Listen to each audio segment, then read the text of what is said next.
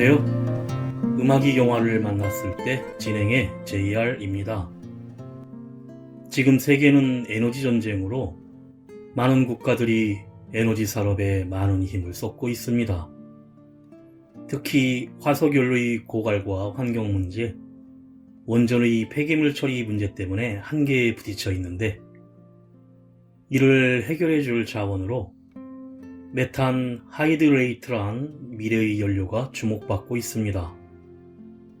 우리나라는 거의 모든 연료를 수입해 사용하는데 메탄 하이드레이트는 동해의 독도 주변에 엄청난 양이 매장되어 있다고 알려지고 있습니다.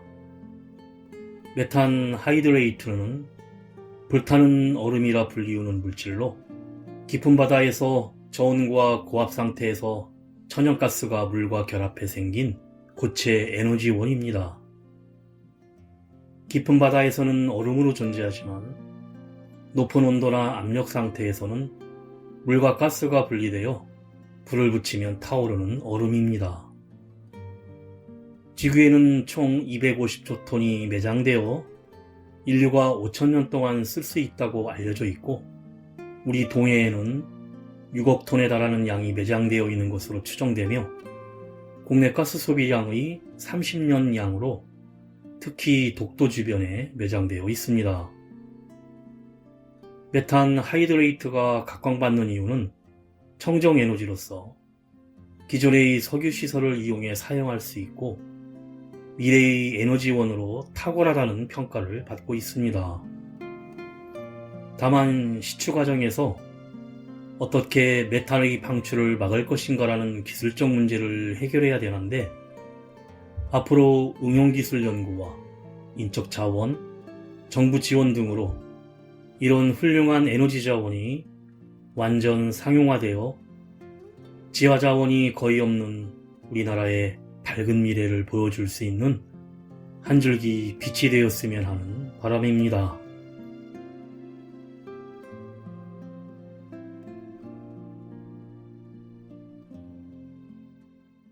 음악이 영화를 만났을 때 오늘 소개해드릴 영화는 지난 12월에 넷플릭스에서 개봉한 미국 추리 영화 나이브스 아웃 글래스 어니언입니다. 에게일을 바라보는 그리스의 한 호화로운 섬, 화려함 속에 수수께끼가 숨겨진 곳으로 괴짜 억만장자 마일스가 친구들을 초대합니다.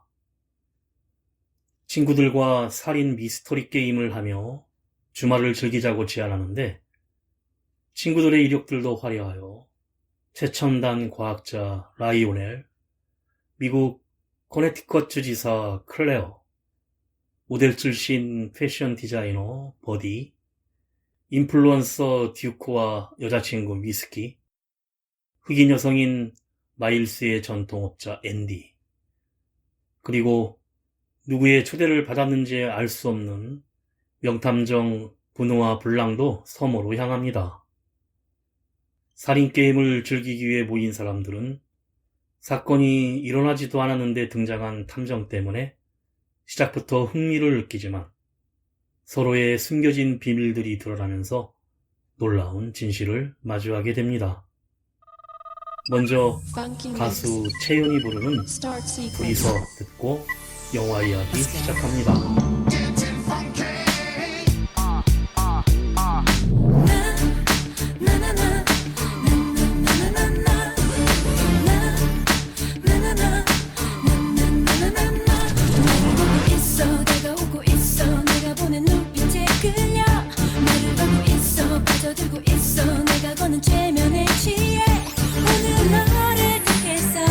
나를 한번 안아봐. 나의 외로운 넌 네가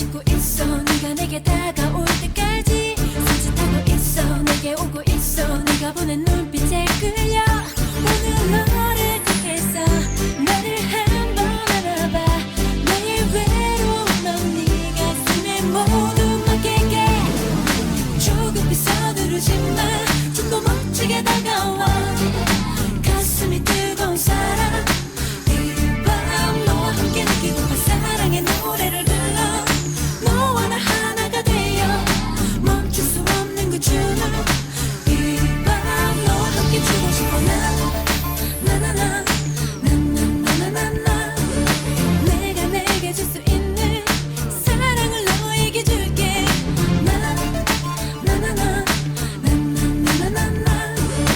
거침없는 너의 사랑 너와 나 단둘이서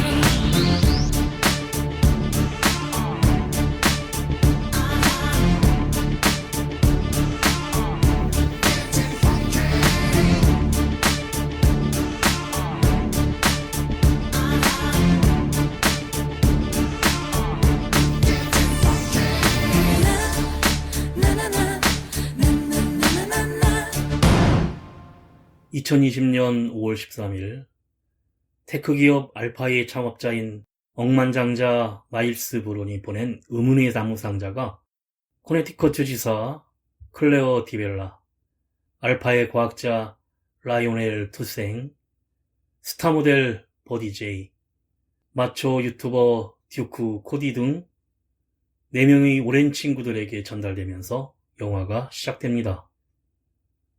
사랑을 담아 마일스 브론으로부터란 쪽지만 붙어 있을 뿐 어떤 표시도 없는 그 상자를 열기 위해 친구들은 단체 통화로 정보를 공유하면서 매지가이, 피보나치 수열, 모스 부호, 원소 기호 등 다양한 방법으로 퍼즐을 차례로 풀어나가자 상자 중심부가 열리면서 봉투 속에 초대장이 들어있는데 나의 절친한 벗들, 나의 분계자들에게 일상이 그리운 요즘 너희들을 내 섬에 초대해서 주말을 보낼까 해.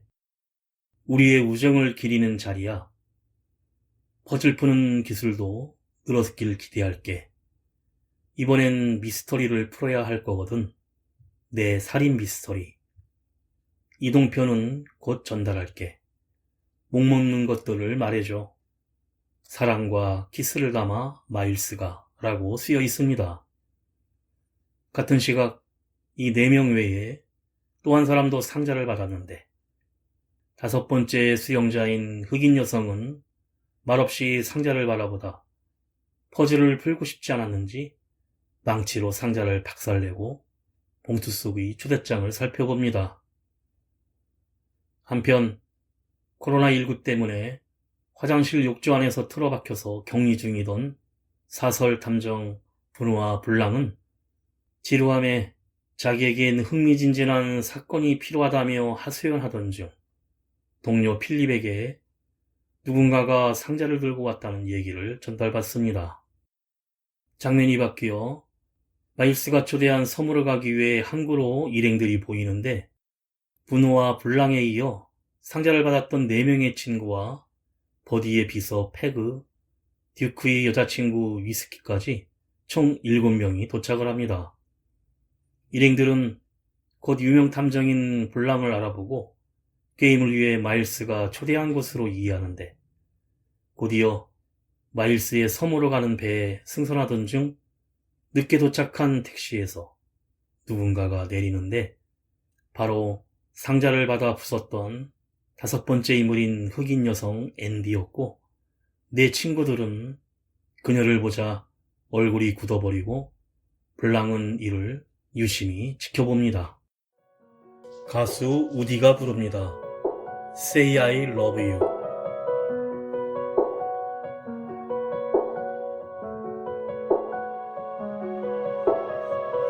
입을 맞춰도 불은 나고 품에 안아도 초조하고 잠이 들 때도 꿈처럼 사라질까 밤새 뒤척이고 보면 볼수록 겁이 나고 겁이 날수록 더 보고 싶고 사랑할수록 떠날까봐 두려워지나봐.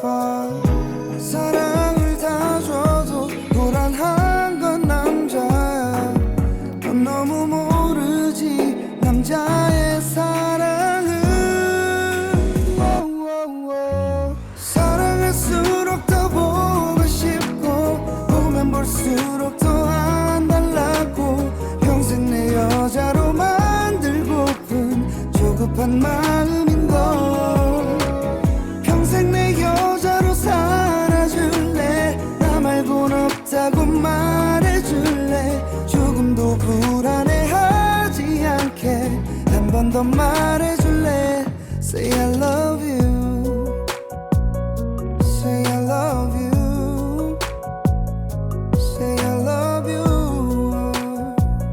Say I love you.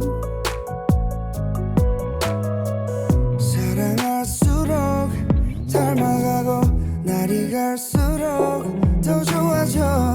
함께 할수록 난 너 없인 못 살아. 너 책임져. 사랑을 다 줘도 불안한 건 남자야. 넌 너무 모르지 남자의 사랑은. 사랑할수록 더 보고 싶고 보면 볼수록 더 안 달라고. 평생 내 여자로 만들고픈 조급한 마음인걸. 평생 내 여자로 살아줄래. 나 말곤 없다고 말해줄래. 조금도 불안해하지 않게 한 번 더 말해줄래. Say I love you. Say I love you. Say I love you. 약속해줘. You are the only my love. 여자만을 사랑하니까 내겐 그 여자 너 하나니까. 자꾸만 네 사랑을 보채도 날 미워하지는 마. 평생 내 여자로 살아줄래. 나 말곤 없다고 말해줄래. 조금도 불안해하지 않게 한 번 더 말해줄래. Say I love you. Say I love you. Say I love you. Say I love you. Say I love you. 배를 타고 가던 블랑은 라이오넬에게 앤디에 대해 물어보는데, 그녀는 본래 마일스와 같이 알파를 설립한 공동 창업자였으나 갈등 끝에 앤디가 마일스에 소송을 걸었지만 패한 뒤에 회사에서 쫓겨난 인물이라고 합니다. 마일스의 섬 선착장에 도착하자 모래사장에서 마일스가 기타를 치면서 친구들을 반겨주고 한 명 한 명 인사를 하다 앤디를 보자 믿을 수 없다는 표정을 짓지만 이내 분위기를 바꿔 친구들을 거대하고 호화로운 자기 별장 안으로 안내합니다. 그런데 마일스는 탐정 블랑을 불러 둘이서 독대를 하는데 블랑에게 대뜸 여기에 왜 왔느냐고 묻습니다. 자기는 블랑에게 초대장 상자를 보낸 적이 없다는 것이었고 결국 두 사람은 다섯 친구들 중 누군가가 박스를 재조립해서 블랑에게 보냈다는 결론을 내리게 되는데 황당해하는 블랑과는 달리 마일스는 오히려 친구에게 한 방 먹었지만 자신의 게임이 더 흥미진진해졌다며 블랑에게 정식으로 초대를 제안합니다. 이어 일행은 수영장에서 즐거운 시간을 보내는데 마일스가 블랑에게 자신과 친구들의 자랑을 늘어놓던 중에 갑자기 화가 난 앤디가 그들이 진짜 관계를 폭로하는데 마일스는 클레어의 막대한 정치자금 후원자고 버디 제이가 인종차별을 비롯한 여러가지 막말 논란 위기에 처할 때마다 구해주는 사실상 목줄을 진 주인이고 알파 회사의 이사인 라이오넬의 상사이며 애들한테 발기부전 약을 발다가 걸린 듀크를 유튜브에 정착시켜준 후원자라고 합니다. 즉, 이 친구들 모두가 마일스에게 금전적 지원을 받고 있는 처지였고, 앤디는 그들 모두가 자기 이익을 위해서는 친구를 배신할 착자들이라는 의미심장한 말을 내뱉고는 자리를 떠납니다. 심상치 않은 분위기를 감지한 블랑은 몰래 이들을 조사하기 시작하는데, 붕괴자들이란 멤버들은 겉보기에만 화목했을 뿐 사실 철저하게 골마 있었고, 심지어 듀크 애인인 위스키도 마일스와 바람까지 피고 있습니다. 그날 저녁 펜트하우스의 파티에서 마일스는 친절하게 친구들 한 명 한 명 이름이 적힌 잔에 각자가 좋아하는 술을 준비하고, 그리고 놀랍게도 프랑스 루브르 박물관이 코로나로 인해 휴장하는 동안 거금을 주고 모나리자 진품 그림을 대여해 거실에 전시해 두었는데, 두꺼운 유리벽과 첨단 보안장치 속의 그림을 공개합니다. 놀라는 일행들에게 자신의 삶의 지침이 되어준 모나리자와 같은 호흡에서 사람들의 기억에 남고 싶다며 마일스는 일장 연설을 늘어놓습니다. 가수 어반 자파카가 부릅니다. 그날의 우리. Baby my love 그날의 우리 아픈 기억 그대에겐 그렇게 바래지고 바래지는 또 다른 이별의 흔적이겠죠. 남겨진 우리 아픈 상처 내 세상엔 너무도 소중하고 소중했던 단 하나뿐인 그대의 흔적 다 잊었다 했죠. 아니 잊은 척하려 했겠죠. 오랜 기억 속에 그댈 담아두고서 참아왔던 이 시간들 더는 그러지 못해 놓아보려 했지만 추억이란 말 속에 아직도 난 서성이고 있었죠. Baby, my love 그날의 우리 아픈 기억 그대에겐 그렇게 바래지고 바래지는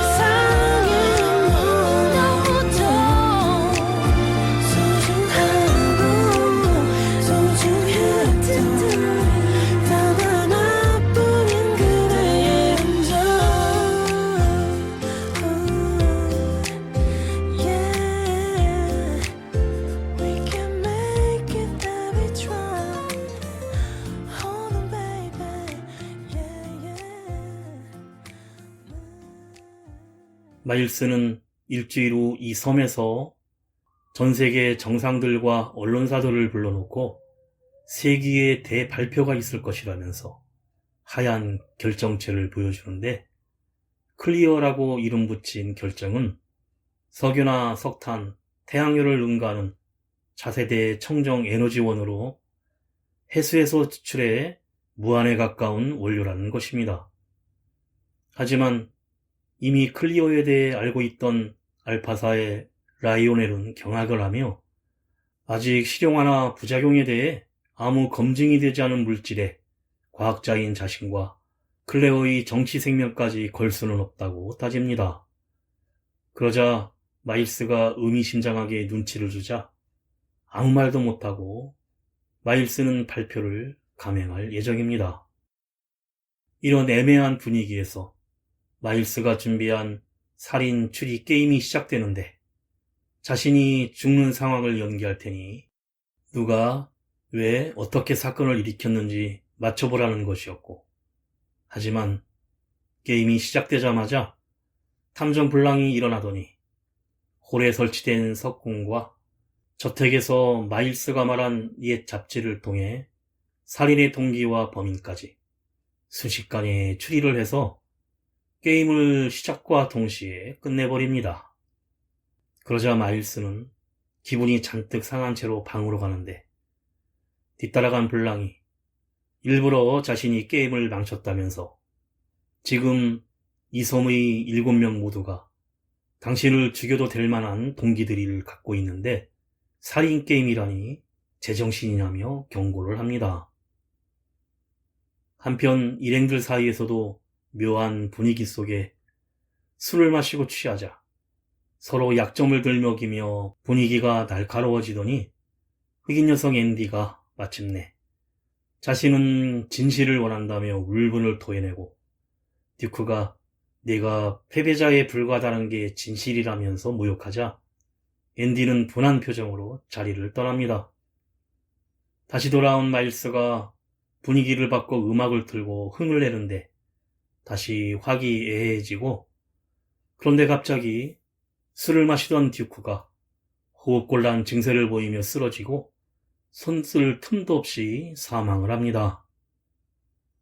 기도에 이물질은 없었고 살인임을 직감한 블랑은 즉시 육지에 연락해 배를 보내라고 하지만 해가 뜨기 시작할 쯤에야 배가 올 수 있다고 합니다.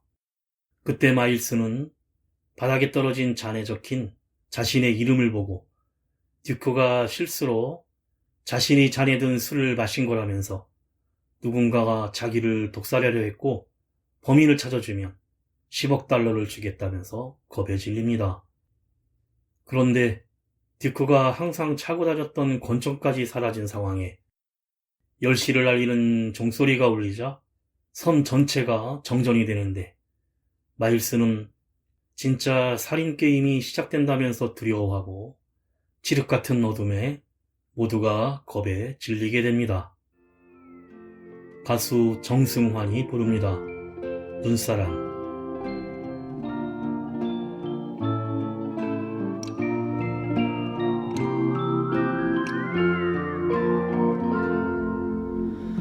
멀리 배웅하던 길 여전히 나는 그곳에 서서 그대가 사랑한 이 계절의 오고감을 봅니다. 아무 노력 말아요. 버거울 땐 언제든 나의 이름을 잊어요. 꽃잎이 번지면 당신께도 새로운 봄이 오겠죠. 시간이 걸려도 그대 반드시 행복해지세요.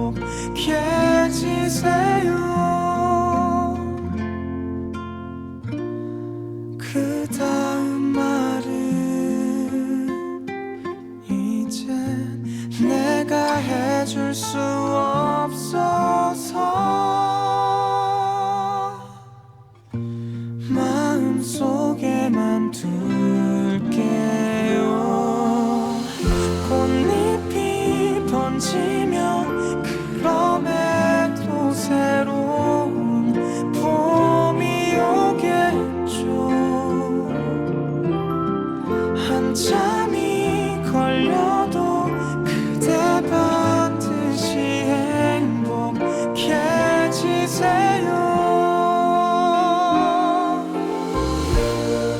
끝눈이 와요. 혹시 그댈 보고 있나요? 슬퍼지도록 시리던 우리의 그 계절이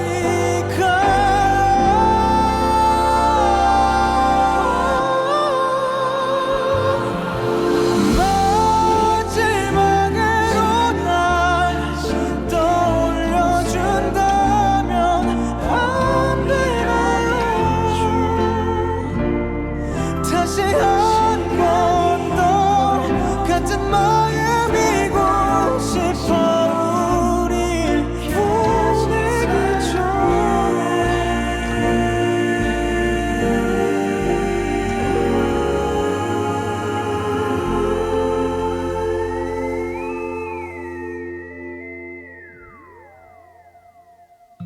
몹시 사랑한 날들 영원히 나는 이 자리에서. 모두 우왕좌왕하던 와중에 블랑은 저택 앞 계단에서 앤디와 마주치자 그녀를 헬렌이라고 부르고 서로 무슨 얘기를 나누는데, 그때 누군가 건물 어두운 유리창 뒤에서 사라졌던 듀크의 총을 발사해 헬렌이 가슴에 맞고 쓰러집니다. 불이 다시 들어오고 총소리에 일행들이 모여들자 블랑은 눈물까지 보이며 이젠 많은 것을 알아냈다면서 펜트하우스 안으로 들어가 일행들에게 추리를 시작합니다. 사건의 진실은 알파 공동 창업자 앤디는 이미 2주 전에 사망하였고, 지금까지 쌍둥이 동생 헬렌 브랜드가 언니 앤디 브랜드의 행세를 한 것이었는데, 영화의 시작에서 헬렌은 언니에게 온 수수께끼 박스를 박살내고 그 안의 초대장을 발견해 분우와 블랑에게 가져가 사건을 의뢰했던 것입니다. 앤디는 수면제 과다 복용으로 시동이 켜진 차 안에서 시신으로 발견되었으나 헬렌은 언니의 자살을 납득할 수 없었고, 집안을 뒤지다가 컴퓨터에서 사망 전날에 보낸 이메일을 발견합니다. 메일은 찾았어란 제목과 함께 빨간 봉투를 둔 앤디의 사진으로 듀크, 라이오넬, 클레어, 버디에게 보내진 것이었습니다. 정황상 앤디의 메일을 받은 4명의 수신자들 중 누군가가 빨간 봉투의 내용물이 공개되는 걸 막기 위해 앤디를 살해했다고 추측했고, 그 봉투가 무엇인지는 헬렌이 언니의 일기장을 읽으면서 알게 됩니다. 10년 전 술집 글래스 어니온에 모여놀던 분계자들은 지금과는 다르게 버디는 퇴물 모델, 듀크는 게임 덕후, 라이오넬은 임시직 교사, 클레어는 낙선한 시의원이라는 평범한 인물들이었습니다. 그러던 중 앤디가 실패한 사업가였던 마일스를 데려와 멤버에 끼워줬는데, 마일스가 능력을 발휘해 버디가 재기하게 돕고, 듀크는 인플루언서로 자리잡게 해주고, 라이오넬은 논문을 발표하게 해주고, 클레어는 시의원에 당선되게 도와주면서 멤버들 사이에서 신임을 얻습니다. 그리고 리더 앤디가 자신이 냅킨에 적은 아이디어를 바탕으로 벤처기업 알파를 창업해 크게 성공하여 앤디와 마일스가 공동으로 회사를 운영하던 중에 마일스가 노르웨이 과학자들에게 전해들은 대체 에너지 사업에 집착하기 시작하자 사업의 위험성을 알았던 앤디가 격하게 반대했고, 마일스가 회사를 독차지하려 하자 앤디는 창업의 지적재산권에 대한 재판을 청구했는데, 알파의 시초가 된 메모가 적힌 잃어버린 냅킨에 대한 법정 증인으로 나선 라이오넬, 듀크, 버디, 클레어 4명 모두가 사실과 달리 마일스가 그 메모를 썼다고 거짓 증언을 하면서 앤디는 재판에서 패배해 회사를 잃고 만 것이었습니다. 가수 박기영이 부릅니다. 사랑은 빗물처럼 사랑은 늘 그렇게. 내겐 여기까지인가 봐요. 어떡하죠? 너무 과분했던 그대를 지키기에 다시는 그대 안에 내가 닿을 수 없게 떠나야 하네요. 잠시 곁에 있어 행복했던 계절을 모두 지워야죠. 쉽지는 않겠지만 사랑은 빗물처럼 사랑은 늘 그렇게 눈물 되어 흘러가네요. 다시 볼 수 없어요. 더는 보면 안 돼요. 어제와 같은 추억 잊을래요. 지금 너와 지키요. 그대라는 운명을 이젠 보낼래요. 너무 아프지만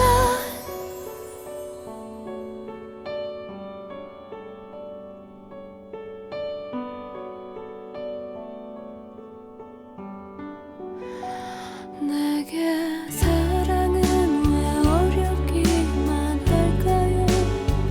이제 욕심나지 않아요. 그대의 맘 사랑은 빗물처럼 사랑은 늘 그렇게 눈물 되어 흘러가네요. 다시 볼 수 없어요. 더는 보면 안 돼요. 어제와 같은 추억 잊을래요. 지금 너와 지키요. 그대라는 운명을 이젠 보낼래요. 너무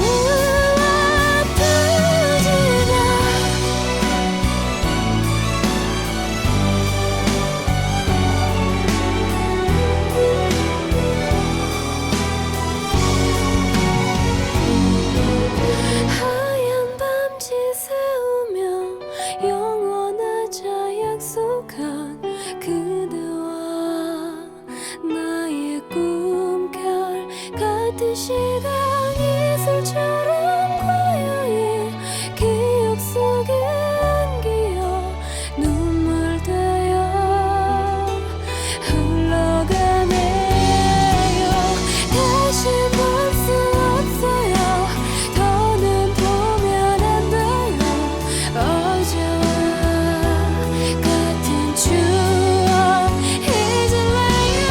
지금 너와 지키요. 그대라는 운명을 이젠 보낼래요. 너무 아프지만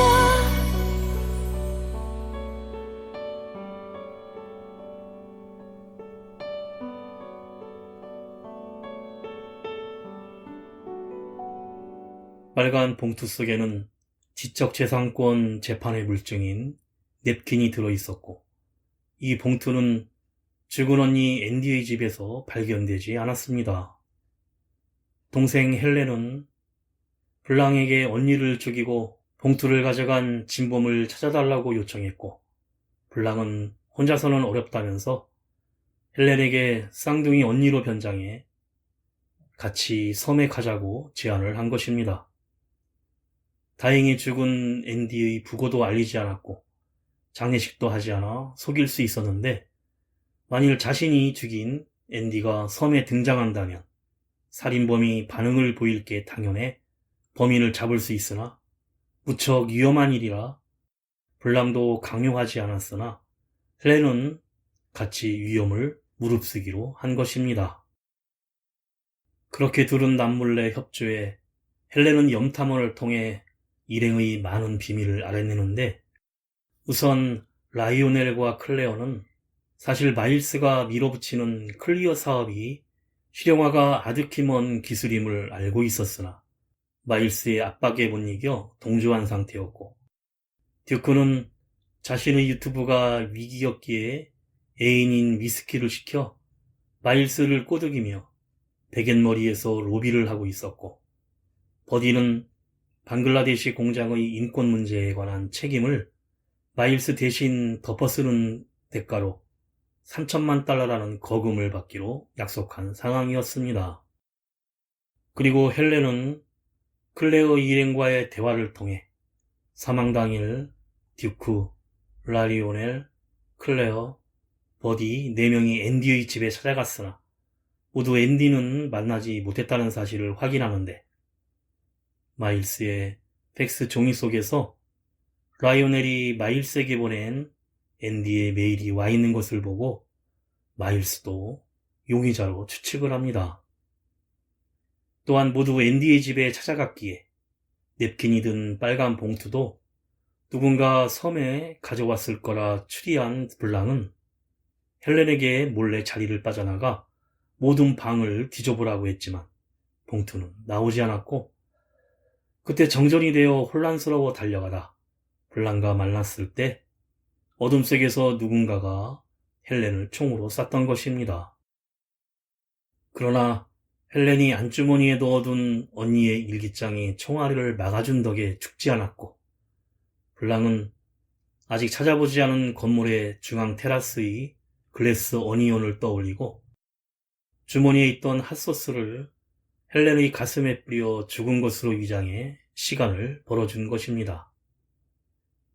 블랑이 모두를 홀에 모아놓고 사건의 진상을 알려준다면서 이리저리 시간을 끌며 말을 돌리는 틈에 결국 헬렌은 글래스 어니온 중앙홀에서 사진액자 뒤에 숨겨있던 앤디의 메모가 적힌 냅킨을 찾아냅니다.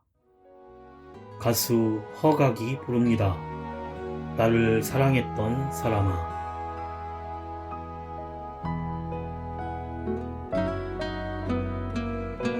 잘 지내고 있는 건지 무슨 일 없는지 지겹던 너의 잔소리가 너무 그리워서 그렇게 나 하나밖에 모르던 너인데, 나 없이도 괜찮은지 하루에 수백 번씩 나 후회를 하고 네가 없다는 걸 느끼며 난 매일을 살아. 널 위해 내가 떠나야 하는 게 맞지만 난 널 잊고 살 순 없는가 봐. 나를 사랑했던 사람아 이젠 곁에 없지만 아직 잊지 못하고 너를 잊지 못하고 그저 한 번이라도 다시 볼 수 있다면 볼 수만 있다면 다시 널 볼 수 있다면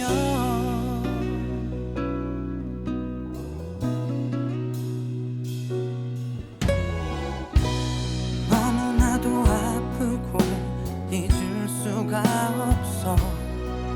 하루에도 몇 번씩 하던 너의 그 투정이 웃으며 내 품에 안겨서 날 보던 모습이 헤어지던 날 너의 두 눈이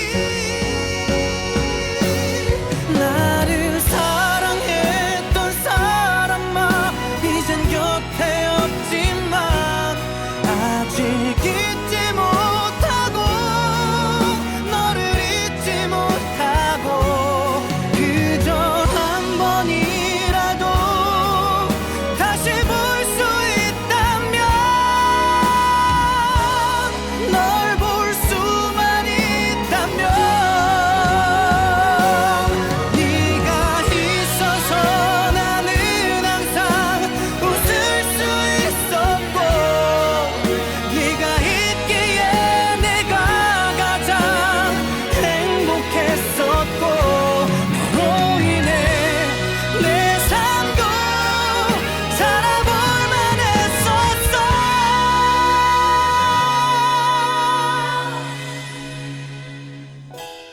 내가 너무도 사랑했던 사람아.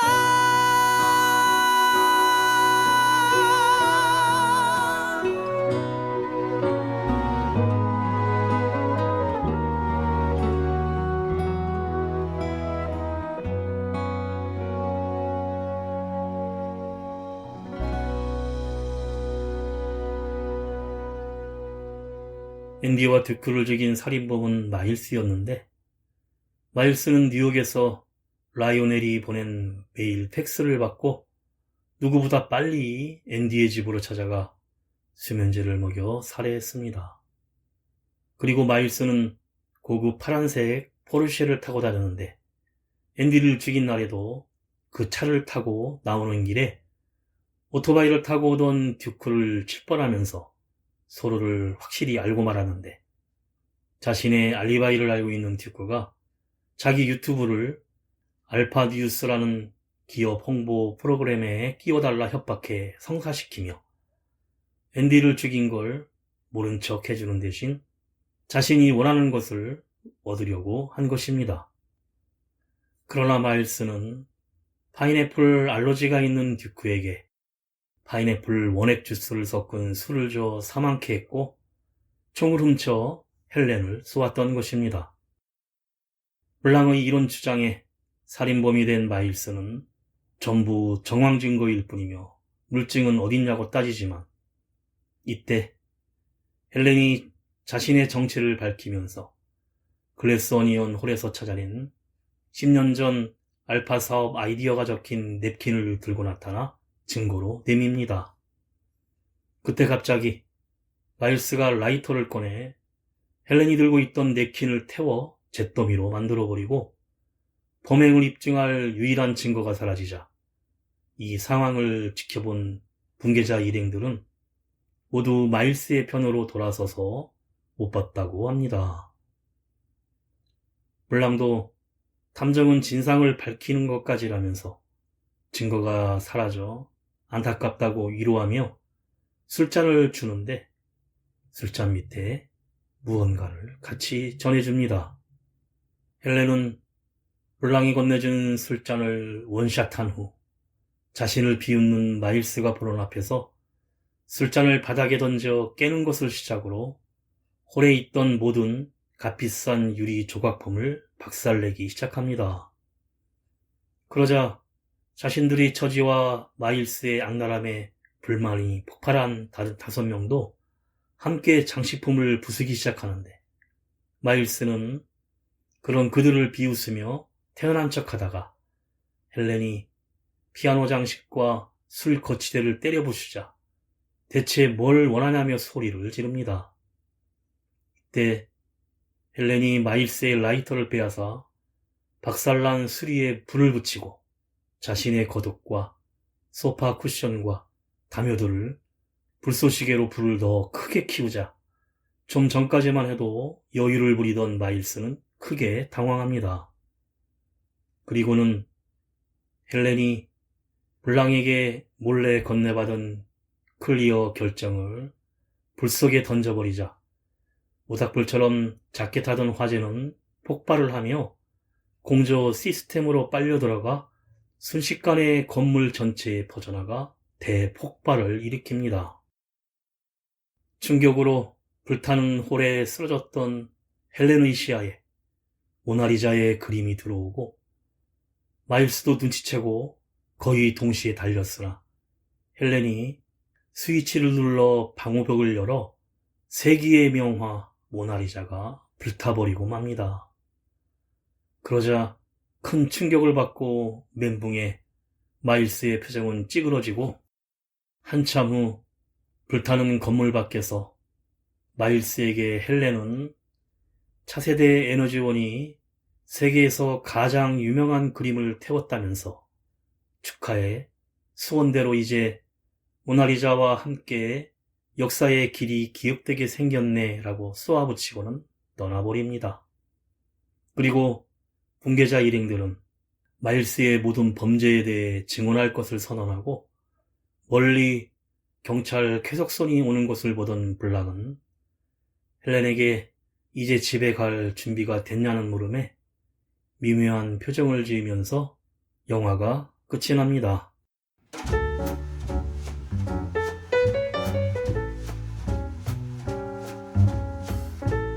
마일스와 친구들은 아무것도 가진 게 없던 사람들입니다.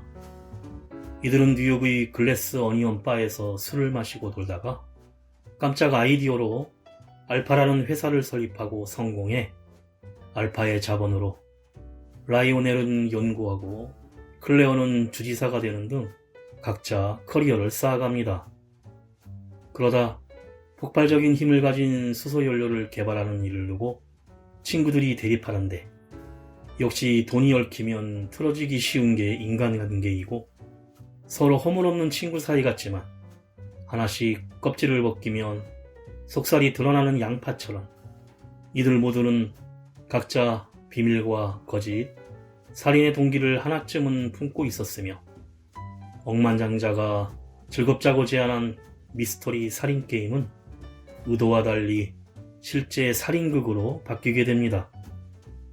전편인 나이브스 아웃이 시작부터 살인사건의 범인을 찾아가는 과정으로 전개됐다면 속편인 글래스 어니언은 살인사건이 과연 언제 일어날지 궁금증을 자아내며 이야기를 풀어갑니다.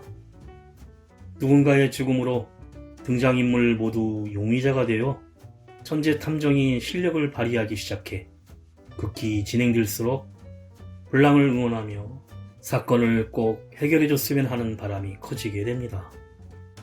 잘 짜여진 서사와 허를 찌르는 반전은 단어 맞추기 퍼즐이 아닌 롤러코스터라고 말한 라이언 존슨 감독의 말처럼 누가 범인인지를 맞추기보다 롤러코스터식의 전개를 보는 즐거움이 있습니다.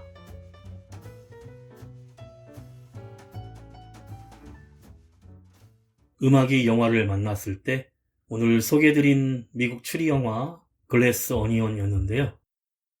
흥행과 평가 면에서 성공을 거뒀던 2019년 나이브스 아웃의 후속편으로 1편이 고전적인 매력이 듬뿍 담긴 대저택을 배경으로 시각적 긴장감을 조성했다면 이번 영화는 모든 면에서 소위 힙한 분위기로 시작하는데 주인공부터 IT 사업으로 대성한 억만장자이며 과학자, 정치인, 인플루언서, 트위치 등 친구들과 루브르에서 대여한 진품 모나리자 그림부터 세계의 경제구도를 순식간에 재편할 수 있는 신종 에너지원까지 최고급과 최첨단의 모든 것을 갖춘 화려한 섬에서 죽음의 사건이 시작됩니다. 다만 전편에 크게 못 미치는 대목은 삶에 대한 의미 있고 깊이 새기는 강인한 메시지가 부족하다는 것입니다. 마지막으로 가수 마마무의 솔라가 부르는 이정선의 외로운 사람들 들으며 인사드립니다. 지금까지 JR이었습니다. 오늘도 인생을 영화처럼. 어쩌면 우리는 외로운 사람들, 만나면 행복하여도 헤어지면 다시 혼자 남은 시간이 못 견디게 가슴 저리네. 비라도 내리는 쓸쓸한 밤에는 난 몰래 울기도 하고, 누구라도 행여 찾아오지 않을까 마음 설레어 보내. 거리를 거닐고 사람을 만나고 수많은 얘기들을 나누다가 집에 돌아와 혼자 있으면 밀려오는 외로운 파도. 우리는 서로가 외로운 사람들, 어쩌다 어렵게 만나면 헤어지기 싫어, 혼자 있기 싫어서 우리 사랑을 안 해.